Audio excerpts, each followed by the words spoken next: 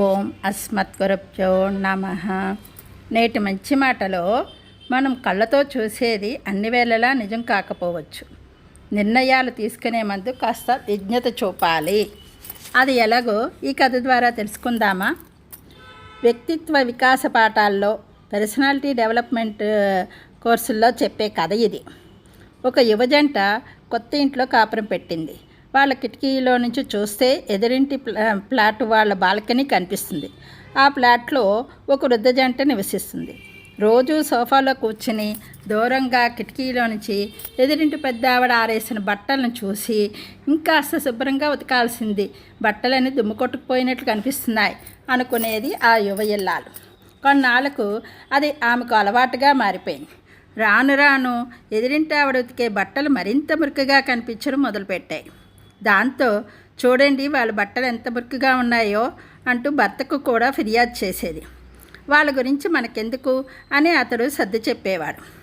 ఒకరోజు ఎప్పట్లాగే కిటికీలోని చూసిన యువతికి ఎదురింటి బాల్కనీలో శుభ్రంగా మిలమిలా మెరుస్తున్న బట్టలు కనిపించాయి.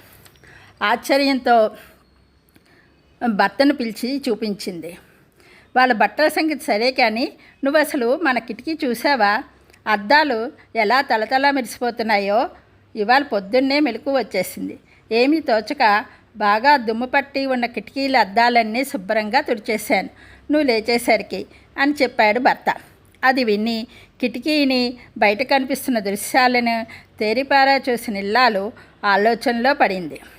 ఇన్నాళ్ళు తను చూసిన మురికి తన కిటికీ అద్దాలదే తప్ప ఎదురింటి వారి దుస్తులు కాదన్నమాట అనుకుంది.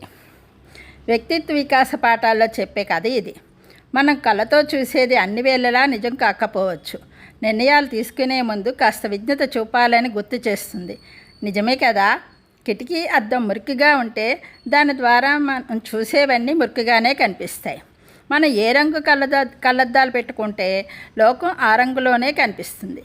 అలాగే మనం ఏ దృష్టితో చూస్తే మనుషులు అలాగే కనిపిస్తారు.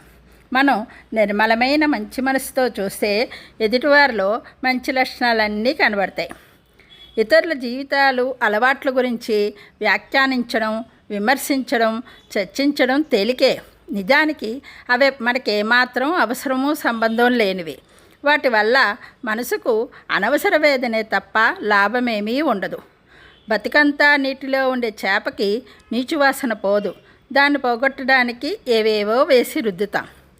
మన మనసులు అంతే. వాటిని నిర్మలంగా ఉంచుకోకపోతే రోజు 2 సార్లు స్నానం చేసి ఉతికి ఇస్త్రీ చేసిన బట్టలే వేసుకుంటున్నా లాభం ఉండదు.